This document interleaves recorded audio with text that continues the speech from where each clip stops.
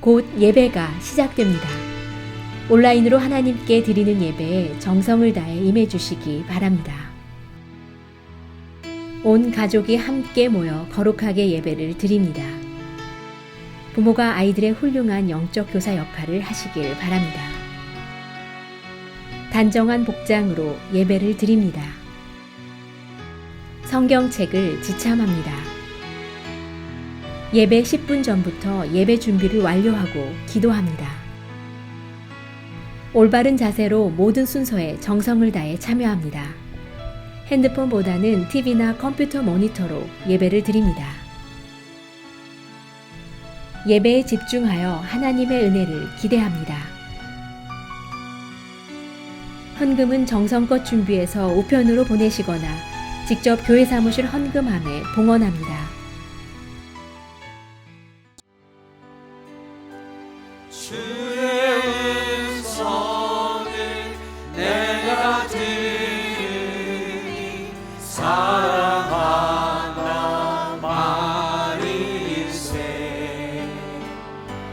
맹는 마음으로 주께 가오니 나를 영접하소서.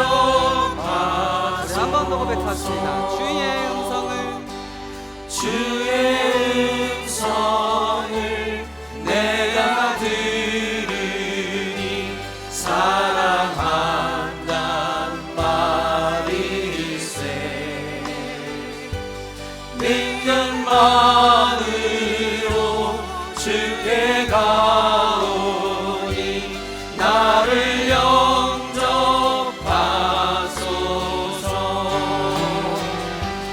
내가 왜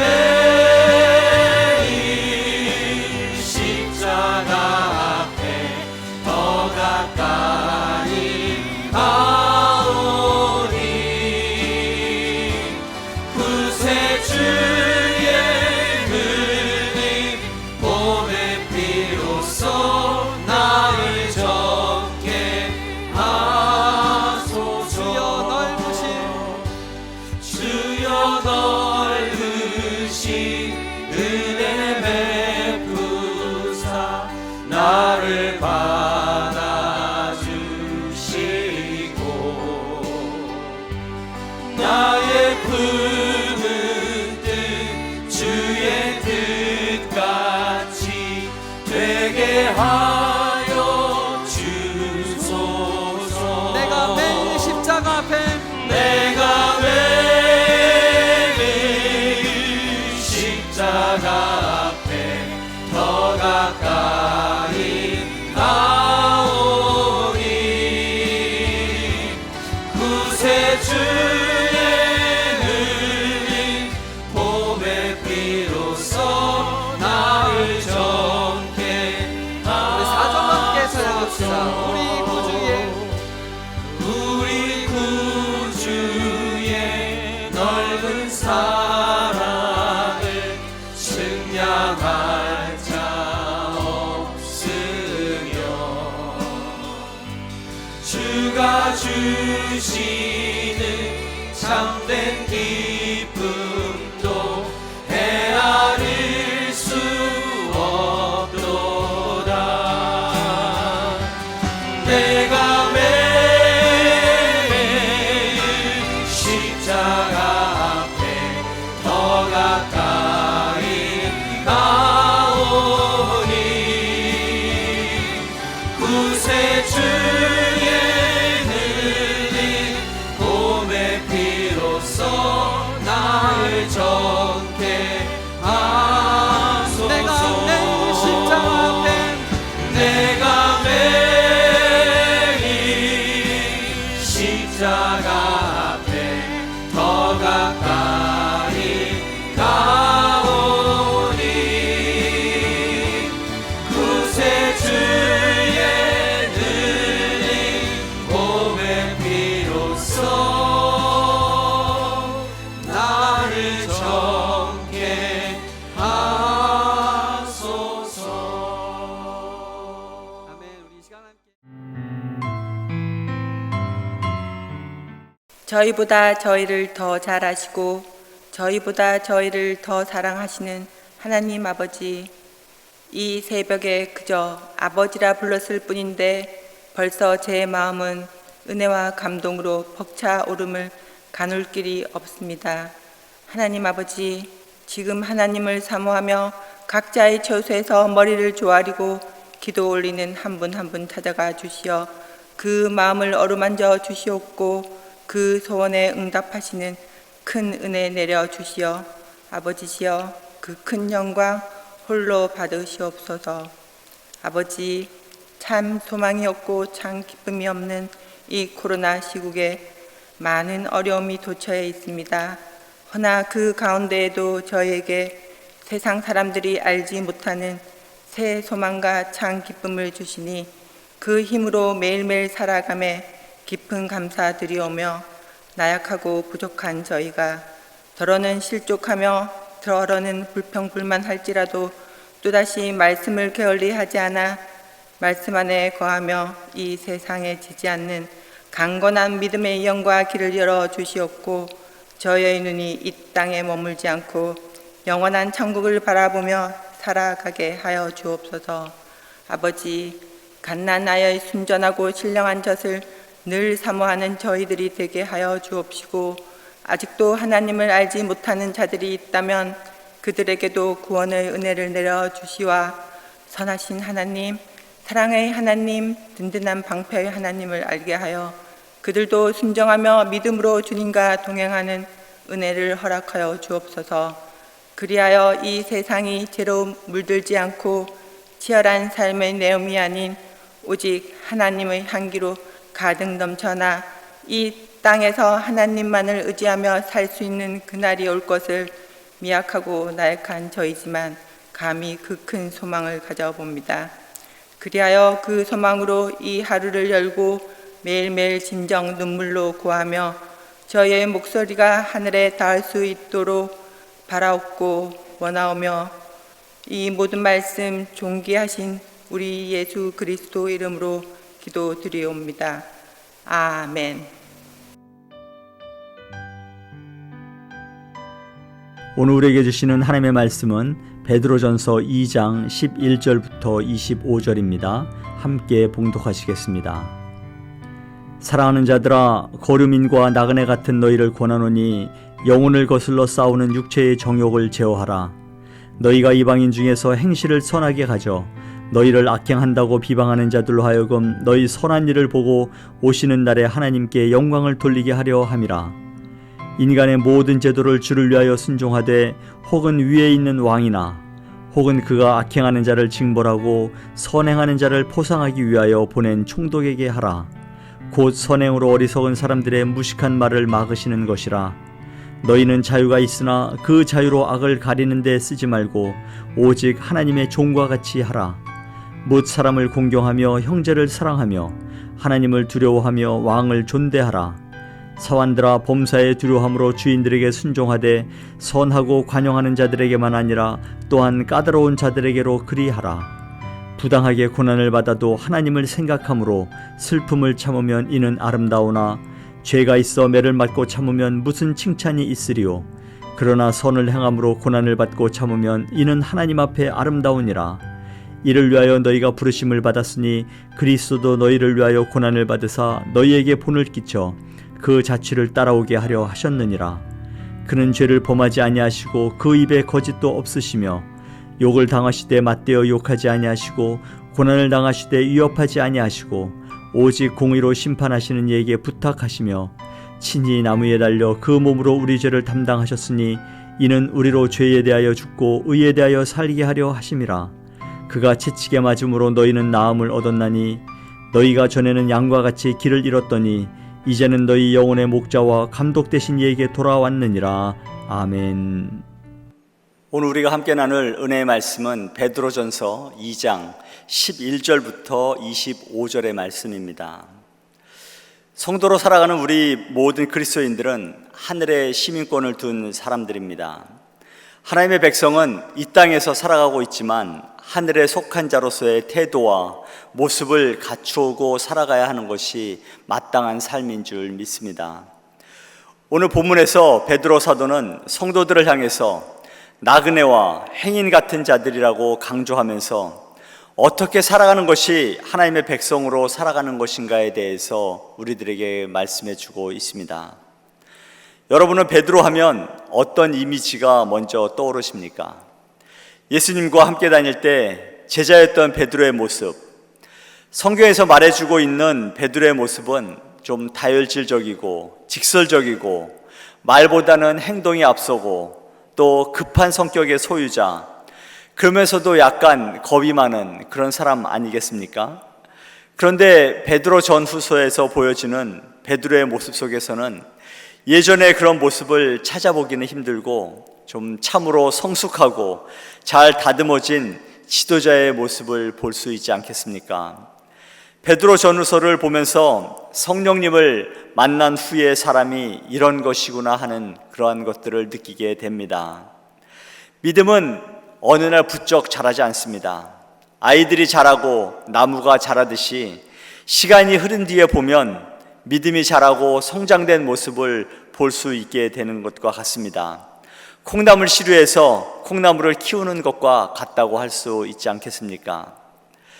요한복음 15장 5절에서 예수님도 이렇게 말씀하십니다.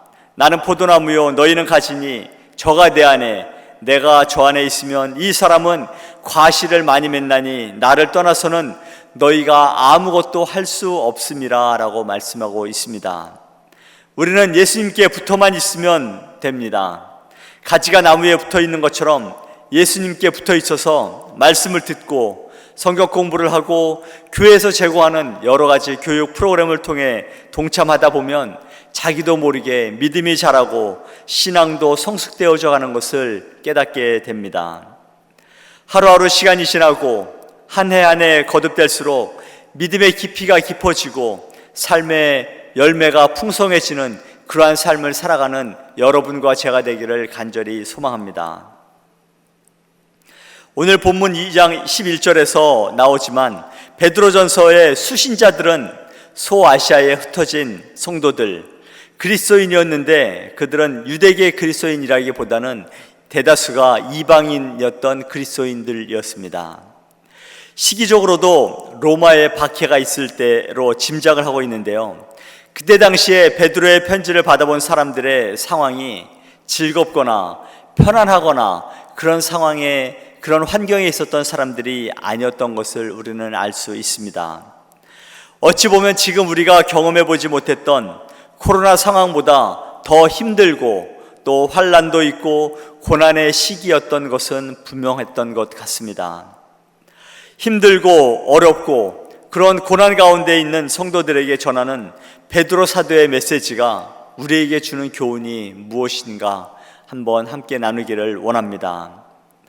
성도는 나그네와 행인의 정신으로 인생을 살아야 한다고 우리들에게 가르쳐주고 있습니다.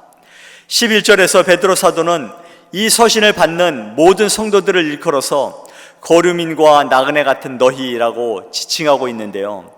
이 말은 사랑하는 자들아라는 그의 사랑 넘치는 표현에 뒤이은 것으로 봐서 그들을 비하하거나 무시하는 그런 의도에서 표현된 그러한 말이 아니라는 것을 우리는 알 수 있습니다. 오히려 이것은 사랑하는 그의 믿음의 형제들에게 중요한 영적 교훈을 말하기 전에 성도가 이 세상에서 어떤 존재인지를 다시 한번 상기시키려는 진리에 대한 사랑 어린 표현이라고 볼 수 있습니다. 곧 이 말씀은 세상 속에서 성도가 어떤 존재인지를 알게 하는 중요한 교훈을 담고 있다고 볼 수 있습니다. 그렇습니다. 성도는 이 세상에서 나그네입니다. 우리의 시민권은 하늘에 속해 있기 때문입니다. 우리가 지향하고 추구해야 할 것은 세상의 것이 아닌 것이죠. 따라서 우리가 세상 사람들이 이 세상의 것들을 소유하려고 온갖 힘을 쏟고 또 그렇게 살아가고 있을 때 우리는 그렇게 살아가지 말아야 할 것을 우리들에게 권면해 주고 있습니다. 세상 사람들은 세상을 사랑하기에 이 세상에서 좀 더 안락하게 살 수 있는 것들을 쫓아가기에 바쁜 삶을 살아가고 있습니다. 예컨대 세상 사람들은 명예나 권력이나 학력 그리고 재물을 가지려고 안간 힘을 쓰고 또 물질 만능의 시대가 된 지금이 돈이 최고인 줄 알고 그렇게 살아가고 있습니다. 돈벌이가 된다면 무엇이든지 하겠다는 것이 요즘 세상 사람들의 그러한 삶의 방식 아니겠습니까? 바로 이런 자세를 성도인 우리는 지향해야 하고 베드로 사도는 교훈하고 있는 것입니다. 여러분, 하늘을 본향으로 삼고 사는 영적 나그네의 특성이 무엇이겠습니까? 세상에서의 안락함과 쾌락을 추구하지 않는 것 아니겠습니까? 왜냐하면 우리의 시민권이 하늘에 속해 있기 때문이라고 성경은 우리들에게 거듭해서 말씀해 주고 있습니다. 그렇다고 허무주의와 비관주의자로 인생을 살아야 한다는 것은 더더욱 아닙니다. 오히려 성도에게는 하늘이라는 너무나도 명백한 지향점이 있지 않겠습니까? 이 세상에서 자신이 주인이라고 생각하는 사람들과는 구별된 삶을 살아야 되지 않겠습니까? 성도를 거류민이나 나그네로 지칭하는 것은 우리가 세상 사람들보다 신분이 낮거나 가진 것이 없어서가 아니지 않습니까? 또한 인생을 포기하고 아무렇게나 살아야 한다는 것도 더더욱 아니지 않습니까? 다만 하늘의 시민으로서 죄악된 세상 사람들의 생각과 그들의 행동과는 조금 다르게 살아가야 되지 않겠습니까? 누더기를 입고 집도 없이 돌아다니는 방랑자의 삶을 살아가는 것도 아니지 않습니까? 하늘의 소망을 두고 거룩하고 성결하게 하나님의 뜻을 따라 살라고 성경은 우리들에게 거듭해서 강조하고 있습니다. 세상 사람들이 돈을 쫓고 권력을 쫓고 그렇게 살아갈 때 우리들은 세상이 아닌 하나님을 쫓고 하나님의 말씀을 따라서 살아가는 그러한 그리스도인으로서 살아가라고 성경은 우리들에게 가르쳐주고 있습니다. 본문 11절 후반에서 베드로 사도는 영혼을 거슬러 싸우는 육체의 정욕을 제어하라고 권면하고 있습니다. 그러면 왜 육체의 정욕을 제어해야 하는지, 육체의 정욕을 제어하면 어떤 일이 일어나는지를 12절에서 우리들에게 가르쳐주고 있습니다. 12절을 한번 보겠습니다. 너희가 이방인 중에서 행실을 선하게 가져 너희를 악행한다고 비방하는 자들로 하여금 너희 선한 일을 보고 오시는 날에 하나님께 영광을 돌리게 하려 함이라 라고 말씀해 주고 있습니다. 그렇습니다. 육체의 정욕을 제어하면 나타날 수 있는 현상이 선한 일을 할 수 있다는 것입니다. 그리고 그 선한 일을 통해 믿지 않던 사람들이 하나님께 영광을 돌리게 된다고 말씀하고 있습니다. 이것이야말로 우리가 소망하고 살아가는 이유 아니겠습니까? 그런데 우리가 육체의 정욕을 제어한다는 것이 결코 쉬운 일은 아닙니다. 우리가 이 세상에서 하늘나라의 시민으로 살지 못하게 하는 유혹이나 시험들이 표면적으로는 외부로부터 오는 것 같지만 실제로는 내 안에 성숙하지 못한 내부의 문제라고 할 수 있습니다. 우리가 내면의 정욕을 스스로 제어하지 못하고 통제하지 못하면 결코 어떤 외부의 유혹이나 시험도 결코 이길 수 없다는 것입니다. 우리의 내면의 정욕을 제어하는 것은 어찌 보면 이 세상에서 죄에 물들지 않기 위한 가장 기본적인 자세라고 할 수 있습니다. 한순간이라도 넘어지지 않고 내면의 정욕을 제어하기 위해서는 성령 충만함으로 성령을 따라 살아가는 것밖에 없습니다. 그렇습니다. 사랑하는 성도 여러분, 우리가 우리 내면을 제어하지 못하면 우리는 언제든지 하나님과 하늘보다 자신과 세상을 따라갈 가능성이 다분하지 않습니까? 그러면 영적인 전쟁에서 패배하는 것은 마땅하다고 보게 됩니다.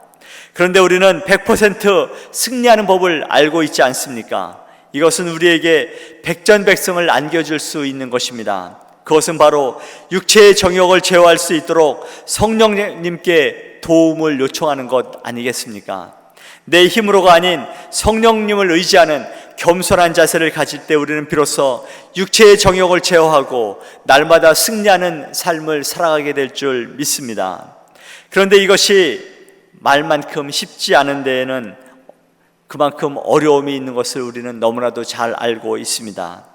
이것을 잘 하기 위해서는 날마다 연습과 훈련을 통해서 몸에 익숙해져야만 합니다. 몸에 배어서 자연스러워져야 한다는 것이죠. 여러분, 남자가 군대에 가면 훈련소라는 것을 거치게 됩니다. 6주 과정의 기간 동안 훈련을 하게 되는데요. 이 6주 과정 동안 뭘 했나 생각을 해보니까 몇 가지 없습니다. 총검술, 사격훈련, 행군 등 그렇게 많지 않습니다. 그런데 그 몇 가지 훈련을 6주나 긴 시간 동안 매일같이 밥 먹고 훈련하고 또 밥 먹고 훈련하고 하면서 계속 반복 훈련을 하게 됩니다. 기합 소리에 별의별 친구들이 이런 훈련을 하다 보면 별의별 친구들을 다 보게 됩니다. 이렇게 반복된 훈련과 연습이 몸에 배이게 되면 비상시라든가 실제 전쟁이 일어났을 때 훈련된 행동들이 나타나게 된다는 것입니다. 2015년에 미국의 어린아이들을 대상으로 장래 희망 순위를 조사했습니다. 그 중에 1위가 무엇이었는지 아십니까? 소방관이었다고 합니다. 그 어린아이들이 장래 하고 싶은 일 중에 1순위가 소방관이었다고 합니다. 2019년 조사에서는 인터넷의 발달로 많은 나라의 어린이들이 하고 싶은 1순위는 유튜버라고 합니다. 여러분, 소방관이 하는 일을 보면 참으로 쉽지 않은 것을 우리들은 알게 됩니다. 불을 끄는 일뿐만이 아니라 사고 현장에서 환자들을 업고 내려오기도 하고 아이들을 안기도 하고 내려오는 일들이 보통 어려운 일이 아니지 않습니까? 그런데 소방관들이 쉬는 날에 하는 일이 뭔가 하고 봤더니 대부분의 소방관들이 짐에 가서 자기 몸을 단련하고 훈련하는 일에 많은 시간을 사용한다고 하는 것입니다. 왜 그런 훈련을 하겠습니까? 다 비상시에 또 어려운 일이 닥쳤을 때, 불이 났을 때 그 모든 환경들을, 모든 비상시에 그 모든 것들을 이겨내기 위하고 또 극복하고 많은 사람들을 구출해내기 위한 것이 아니겠습니까? 우리의 영적인 삶이 이와 같지 않을까 싶습니다. 평범한 일상에서는 아무 일도 없다고 빈둥대는 것이 아니라 매일같이 반복되는 생활 속에서 매일의 삶을 성령님께 맡기고 성령님의 도우심을 기대하며 살아가는 연습과 훈련이 반복되어질 때, 그러한 것들이 우리 몸에 배어질 때 우리 삶에 어려움이 닥쳐오고 우리 삶에 시험이 닥쳐오고 또 환난이 닥쳐올 때 그것들을 넉넉하게 이길 수 있는 그러한 것들이 우리 삶에 배어진 그러한 훈련을 통해서 나타날 수 있다는 것입니다. 지금 여러분의 삶이 어떠하든지 하나님은 여러분과 함께 하시기를 원하고 계십니다. 하나님은 언제나 우리의 삶에 개입하시고 우리와 함께 하시길 원하고 계십니다. 그 하나님과 날마다 동행하시면서 하나님의 뜻을 따라 살아가는 여러분과 제가 되기를 간절히 소망합니다. 본문 후반부인 18절부터 마지막 절인 25절에서는 세상에서 부당한 대우를 받을지라도 참으라고 권면을 하고 있는 것을 보게 됩니다. 18절과 19절에 이렇게 우리들에게 말씀하고 있습니다. 사환들아, 범사에 두려워함으로 주인들에게 순종하되 선하고 관용하는 자들에게만 아니라 또한 까다로운 자들에게도 그리하라. 부당하게 고난을 받아도 하나님을 생각함으로 슬픔을 참으면 이는 아름다우니라 라고 말씀하고 있습니다. 어떤 사람이 부당한 대우를 받는 것을 좋아하겠습니까? 억울한 일을 당하면 속에서 불이 나고 자신의 정당성을 얘기하는 것이 보편적입니다. 그런데 베드로 사도의 편지를 받는 수신자들의 상황은 그렇지 않습니다. 18절에 사환들아 라고 시작하지 않습니까? 이 사환들이 누구입니까? 한마디로 종이지 않습니까? 종에게 무슨 권리가 있고 자유가 있겠습니까? 주인을 선택할 권리도 없지 않습니까? 그런데 사원들 중에 그리스도인들이 있는데 그들에게 하는 말입니다. 까다로운 주인에게도 범사에 두려워함으로 순종하라고 말씀하고 있습니다. 여기서 범사에 두려워하는 존재가 까다로운 주인이 아니라 하나님이라는 것입니다. 범사에 하나님을 두려워하는 마음으로 까다로운 주인에게도 순종하라고 권면의 말씀을 하고 있는 것을 우리들은 기억해야 할 줄 믿습니다. 그러면서 고난을 받으면 누구나 힘들고 슬픔이 있다는 것을 성경은 인정하고 있습니다. 베드로 사도도 인정한다는 것이죠. 고난을 당하는데 좋아할 사람이 누가 있겠습니까? 그렇지만 그러한 고난마저도 하나님을 생각함으로 슬픔을 참는 자가 아름답다고 교훈하고 있습니다. 여기서 아름답다라는 것은 하나님을 생각하고 슬픔을 참는 것이 하나님의 은혜라는 뜻입니다. 곧 부당한 대우를 견디는 것이 하나님의 은혜라는 뜻입니다. 이 교훈이 우리의 입맛에 맞지 않을 때가 더 많지 않습니까? 이해하고 싶지 않을 때도 더 많습니다. 우리 중에는 어떻게 상대방이 잘못을 했는데 왜 참아야 하나 하고 부당한 대우를 받으면 속에서 화가 나는 것을 어떻게 참을 수 있냐고 반박할 사람들이 충분히 있다고 생각합니다. 그런데 성경을 가만히 보면 하나님께서는 부당한 대우를 받을 경우 자연히 일어나는 우리의 인간의 변화마저도 우리 인간의 마음마저도 당연하다고 인정하고 있는 것을 보게 됩니다. 그런데 애매한 고난으로 얻어지는 마음의 상태를 성경은 슬픔이라고 표현하고 있습니다. 성경은 그 슬픔을 갖지 말라고 말하고 있지 않습니다. 그 말은 곧 부당한 대우로 인해서 생기는 슬픔은 당연한 것이라고 얘기하고 있는 것입니다. 어찌 보면 당연한 것으로 인정한다고 보는 것이죠. 그렇다면 무엇입니까? 주님이 우리에게 바라는 것이 무엇입니까? 그 다음이 중요한 것인데요. 부당한 대우가 주는 슬픔에 이끌려서 즉각적인 반응을 보이는 것이 아니라 그것을 참고 자제하라는 것입니다. 그 모범이 여러분 누구입니까? 바로 예수 그리스도 아닙니까?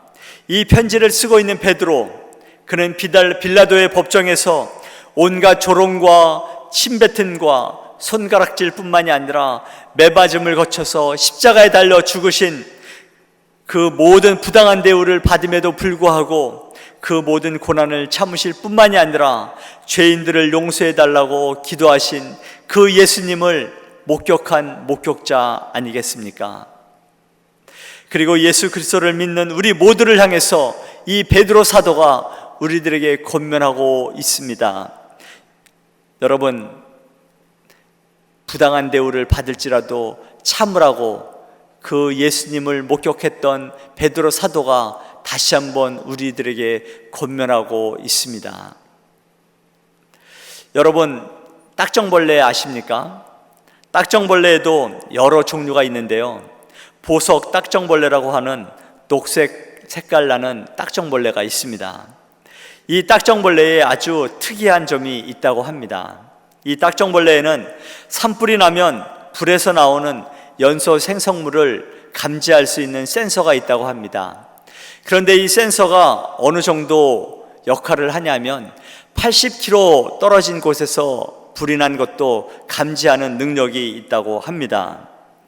여러분, 80km가 어느 정도냐 하면 제가 한번 찾아봤습니다. 우리 오아후 섬, 우리가 살고 있는 이 오아후 섬 동쪽 끝에 있는 마카푸 등대에서 서쪽 끝에 있는 곳까지가 51마일 정도 된다고 합니다. 이 51마일이 키로수로 환산하면 85km 정도 된다고 합니다. 그러니까 한마디로 동쪽 끝에서 있는 딱정벌레가 서쪽 끝에서 일어난 불을 감지할 수 있는 그런 센서가 있다고 하는데요. 이 딱정벌레가 이 가지고 있는 이 센서를 말씀드리려고 하는 것이 아니라 이 딱정벌레가 가지고 있는 특이한 점입니다. 뭐냐면 이 딱정벌레는 산불이 나면 모든 생물이나 동물들이 그 불난 곳을 피해서 멀리 도망을 하지 않습니까? 왜냐하면 살아남기 위해서 먼 곳으로 피신을 합니다. 그런데 이 딱정벌레는 그렇게 피신하는 동물들이나 생물들과 달리 멀리서부터 감지한 이 산불 난 곳을 향해서 딱정벌레는 날아가기 시작을 한다고 합니다. 그리고 그곳에서 알을 낳고 번식할 준비를 한다고 합니다. 모든 생물이 떠난 그곳을 향해서 딱정벌레는 들어가고 그곳에서 이제 알을 낳고 번식할 준비를 한다는 것이죠. 왜냐하면 그곳에는 딱정벌레들이 번식할 것을 막을 모든 천적들이 다 떠났기 때문이라고 합니다. 여러분, 이것이 주는 우리들에게 교훈이 있지 않겠습니까? 사랑하는 성도 여러분, 코로나는 분명 어렵고 힘든 시기입니다. 하지만 코로나가 몰고 온 환경이 누군가에게는 하나님을 만나고 또 하나님을 깊이 있게 발견하고 또 다른 믿음의 세계를 경험할 수 있는 좋은 기회, 최고의 시간이 될 줄 믿습니다. 그 누군가가 여러분과 제가 되기를 간절히 소망합니다.